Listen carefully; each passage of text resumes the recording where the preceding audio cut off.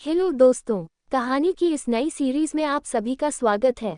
आज की इस कहानी का नाम है भाभी देवर की सुहागरात। यह एक भाभी की कहानी है। भाभी देवर की सुहागरात। अंगद और सुनैना की ये अरेंज मैरिज थी।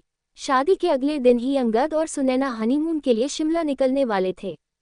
अंगद का चचेरा भाई विशाल भी उनके साथ जा रहा था। अंगद की माँ: अंगद बेटा, विशाल भी तुम्हारे साथ ही जा रहा है क्या? अंगद: हाँ माँ, उसे ऑफिस का कोई ज़रूरी काम है और बोल रहा था कि उसका भी वही होटल है जो मैंने बुक किया है। उसने कहा कि उसे अकेले नहीं जाना पड़ेगा, हमारा साथ हो जाएगा। मैंने कहा कोई नहीं, चल ले। अंगद और सुनैना एयरपोर्ट पहुंच जाते हैं। विशाल पहले से ही एयरपोर्ट पहुंच चुका था। तीनों मिलकर शिमला पहुंचते हैं। अंगद: सॉरी सुनैना, विशाल साथ में था तो मैं तुमसे ज़्यादा देर बात नहीं कर पाया। वैसे घबराओ नहीं, मैंने रात के लिए बहुत अच्छे से इंतजाम कर लिया है। हमारी सुहागरात यादगार रहेगी, सिर्फ तुम और मैं। वैसे तुम नाराज तो नहीं हो ना? विशाल हमारे साथ आया। सुनैना: नहीं नहीं, मैं आपसे बिल्कुल भी नाराज नहीं हूँ और वैसे भी अब तो आप और मैं बिल्कुल अकेले हैं। यहाँ देवर जी नहीं हैं। अंगद: एक सेकंड, विशाल का फोन आ रहा है। अंगद: हाँ विशाल, क्या हुआ? अर्जेंट है क्या? ठीक है, आता हूँ। अंगद: सुनैना, विशाल का अर्जेंट कॉल है, मैं थोड़ी देर में आता हूँ। तब तक तुम चेंज कर लो और थोड़ा फ्रेश हो जाओ। सुनैना: हाँ हाँ, कोई बात नहीं, आप मिलकर आओ, तब तक मैं हम दोनों के लिए खाना ऑर्डर कर देती हूँ। अंगद विशाल से मिलने चला जाता है। काफी देर तक अंगद नहीं लौटता। इसी बीच सुनैना थकी हुई थी और वह सो जाती है। अंगद के पास एक और चाबी थी। रात को दरवाजा खुलता है। सुनैना गहरी नींद में थी। तभी वह अंगद से बोली, सुनैना, अंगद जी प्लीज लाइट मत ऑन करना, मुझे बहुत तेज नींद आ रही है। अगर आपने लाइट जलाई तो मेरी नींद खराब हो जाएगी। अरे, आप तो आते ही चिपकने लग गए, खाना तो खा लेते, क्या कर रहे हो? अरे छोड़ो, लगता है आज आप नहीं मानोगे। सुनैना और अंगद तो इसी मौके की तलाश में थे। अगली सुबह सुनैना की आंख खुलती है तो वह देखती है कि अंगद डाइनिंग टेबल पर बैठा चाय पी रहा है। सुनैना, कल रात आपने कितना तंग किया, देखा आपने मेरी गर्दन पर कितनी बड़ी लव बाइट दी है, जिसका निशान महीने भर तक नहीं जाएगा। मुझे तो शर्म आ रही है। अरे क्या हुआ, मैं तो मजाक कर रही हूँ। आपको मेरा इस तरह से बात करना अच्छा नहीं लगा क्या? अंगद: नहीं नहीं, ऐसी कोई बात नहीं है। वैसे तुम्हें रात को कोई परेशानी तो नहीं हुई ना? सुनैना: नहीं अंगद जी, कल रात को मैं जिंदगी भर नहीं भूल सकती। मेरी बेस्ट रात थी कल की रात। अंगद की उदास होने की बड़ी वजह थी उसका चचेरा भाई विशाल। विशाल ने अपने भाई अंगद के साथ धोखा किया। वो जानबूझकर उनके साथ आया था। विशाल: वैसे कुछ भी कह लो अंगद भैया, कल रात भाभी के साथ बहुत ही बढ़िया सुहागरात रही। मज़ा आ गया। उन्हें तो पता भी नहीं चला कि उनके साथ उनके देवर ने सुहागरात मनाई है। वो तो सोच रही है कि सारा मज़ा आपसे मिला है, पर वे ये नहीं जानती कि मुझ जैसा हॉट लड़का उनके साथ था। एक बात सुन लो, आज रात भी मैं उनके साथ रहूंगा। अंगद: विशाल, तुमने जानबूझकर मेरे ऑफिस की लड़की संजना को पैसे देकर उस दिन मेरे साथ गाड़ी में भेजा था।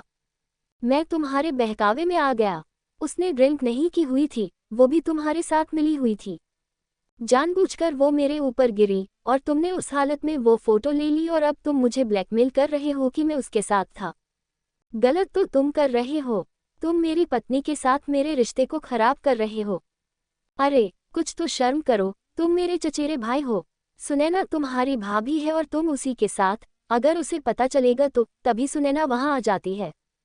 वह सारी बातें सुन चुकी थी। सुनैना: अंगद जी, आप ऐसा कैसे कर सकते हो? कल रात आपकी जगह देवर जी मेरे साथ थे। मैंने आपके साथ सुहागरात नहीं मनाई, मैंने देवर जी के साथ सुहागरात मनाई है। अंगद: मुझे माफ कर दो सुनैना, ये सब विशाल की चाल है। तुम जानती हो ये मुझे ब्लैकमेल कर रहा है। मेरी ऑफिस की लड़की के साथ इसने मेरी फोटो खींची है और ये मुझे डरा रहा था कि अगर मैंने इसे तुम्हारे कमरे में नहीं भेजा तो ये तुम्हें मेरे खिलाफ भड़काएगा। मैं डर गया था कि कहीं तुम्हारा और मेरा रिश्ता शुरू होने से पहले ही खत्म ना हो जाए। मुझे माफ कर दो, अब तो तुम्हें सच्चाई पता चल ही गई है। मेरा विश्वास करो, इसने तुम्हारे साथ जो भी किया, सुनैना, बहुत अच्छा किया। मुझे तो बहुत मज़ा आया। क्यों देवर जी, आपको मज़ा नहीं आया मेरे साथ सुहागरात मनाकर? ये देखो ना, आप भी कितने शरारती हो। आपने मेरी गर्दन पर ये लव बाइट का निशान छोड़ दिया। विशाल, सॉरी भाभी जी नहीं, सॉरी डार्लिंग। अंगद, ये सब क्या है? सुनैना, तुम ऐसी हरकत क्यों कर रही हो? मैं ये सब देखकर हैरान हूँ। सुनैना, ज्यादा हैरान होने की जरूरत नहीं है। मैं और विशाल पिछले 5 साल से गर्लफ्रेंड बॉयफ्रेंड हैं। हमने तो ये सब नाटक तुमसे पैसे ऐंठने के लिए किया था। मुझे विशाल ने बताया था कि तुम अच्छी खासी प्रॉपर्टी के मालिक हो, इसलिए मैंने तुमसे झूठी शादी की। मैं तो तुम्हें अपने आप को हाथ भी न लगाने दूं। मुझे तो मेरा विशाल ही छू सकता है। अब एक काम करो, ज्यादा समय मत लगाओ। अगर तुमने हमें कल दोपहर तक 5 लाख रुपए नहीं दिए तो मैं तुम पर इल्जाम लगा दूंगी कि तुमने मेरा इस्तेमाल किया है और मुझे मेरे प्यारे देवर जी के साथ सुहागरात मनाने के लिए जबरदस्ती मजबूर किया है। फिर तुम्हें जेल जाने से कोई नहीं बचा सकता। अब हम जैसा कहेंगे तुम्हें वैसा ही करना होगा। जब हमें पैसे की जरूरत होगी तुम्हें हमें पैसे देने होंगे। चलो विशाल, मेरा ना बहुत मन कर रहा है, कमरे में चलते हैं। विशाल, लगता है कल रात का ज्यादा ही मजा आया है। चलो डार्लिंग, मैं कहाँ मना कर रहा हूँ। अंगद सुनैना और विशाल की चाल में बुरी तरह फंस चुका था। उसे कुछ समझ नहीं आ रहा था कि वह क्या करे। वह घर वापस जाकर सबके सामने लज्जित नहीं होना चाहता था।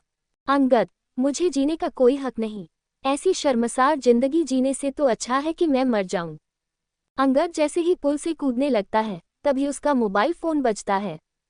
अंगद देखता है कि मोबाइल पर उसकी माँ है। वह अपनी माँ से आखिरी बार बात करना चाहता था। अंगद, हाँ माँ ठीक है, मैं होटल पहुंचकर आपकी बात सुनैना से करवा दूंगा। क्या तबीयत ठीक नहीं है? माँ, कितनी बार कहा है कि समय पर दवाई ले लिया करो। हाँ मैं करता हूँ माँ। अंगद फोन रख देता है। उसकी आंखों में आंसू थे। वह अपनी माँ की आवाज़ सुनकर दुखी हो जाता है। अंगद, मैं क्या करूँ? माँ मेरे बिना अकेली हो जाओगी। मैं ये कदम नहीं उठा सकता। मुझे कुछ समझ में नहीं आ रहा है। माँ, मैं तुम्हें कैसे बताऊं कि मैं कितना परेशान हूँ। अंगद सड़क पर रोता हुआ पैदल ही चला जा रहा था। अचानक वह एक लड़की से टकरा जाता है। लड़की, अंगद तू और यहाँ शिमला में? अंगद, सौम्या, तू? सौम्या, हाँ मैंने तुम्हें बताया था ना, मैं वकील बन गई हूँ। मैं यहाँ प्रैक्टिस के लिए आई हुई हूँ। वैसे तुम्हारा मैसेज पढ़कर मैं शादी में जरूर आती, पर यहाँ छुट्टी नहीं मिल रही थी। सॉरी, मैं शादी में नहीं आ पाई। वैसे ओह अच्छा, मैं समझ गई, तुम हनीमून पर आए हो, पर तुम्हारी वाइफ कहाँ है? तुम अकेले हो? एक सेकंड, तुम्हारी आंखों में आंसू कैसे? क्या तुम रो रहे थे? अंगद को कुछ समझ नहीं आ रहा था। वह फूट फूट कर रोने लगता है। सौम्या अंगद की बचपन की दोस्त थी। सौम्या के कहने पर अंगद उसे सारी बात बता देता है। सौम्या, अंगद घबराने की कोई बात नहीं है। तुम बिल्कुल भी नहीं डरोगे और तुम उन्हें कोई पैसे नहीं दोगे। मैं तुम्हारे साथ कुछ गलत नहीं होने दूंगी। तुम कल ही सुनैना के खिलाफ तलाक के लिए अर्जी दे दो, बाकी सब मैं संभाल लूंगी। अंगद, पर सौम्या, विशाल ने भी मेरे साथ गलत किया है। सौम्या, कोई टेंशन नहीं है। दोनों को तुम्हें ब्लैकमेल करने के जुर्म में कड़ी सजा होगी। बस तुम्हें उन दोनों की बातों को इस फोन में रिकॉर्ड करना है। उसके बाद उन्हें सजा से कोई नहीं बचा सकता। अंगद सौम्या के कहे मुताबिक होटल जाता है और विशाल और सुनैना की रिकॉर्डिंग कर लेता है। अंगद, कान खोल कर सुन लो, मैं तुम दोनों को एक फूटी कौड़ी भी नहीं दूंगा। तुम्हें जो करना है कर लो। सुनैना, विशाल, अब क्या करें? ये तो हम दोनों को एक साथ रहने भी नहीं देगा और पैसे भी नहीं देगा। कहो तो इसके खिलाफ पुलिस में झूठी रिपोर्ट कर दूं। विशाल, हाँ सुनैना डार्लिंग, ये तो तुम्हें करना ही पड़ेगा, वरना हम पैसों के मोहताज हो जाएंगे। ये मुर्गा हमारे हाथ से चला जाएगा तो हम दोनों कैसे एक साथ मजे कर पाएंगे यार। अंगद तो चाहता था कि सुनैना और विशाल आपस में ऐसी बातें करें जो फोन में रिकॉर्ड हो जाएं और उसे सबूत मिल गया। सारे सबूत अब सौम्या के पास थे। उसने पुलिस को भेजकर होटल के कमरे से विशाल और सुनैना को पकड़वा दिया। सुनैना और विशाल को उनके किए की सजा मिल गई। दोस्तों, ये भाभी की कहानी आपको कैसी लगी नीचे कमेंट में हमें जरूर बताइएगा। कहानी को पूरा पढ़ने के लिए शुक्रिया।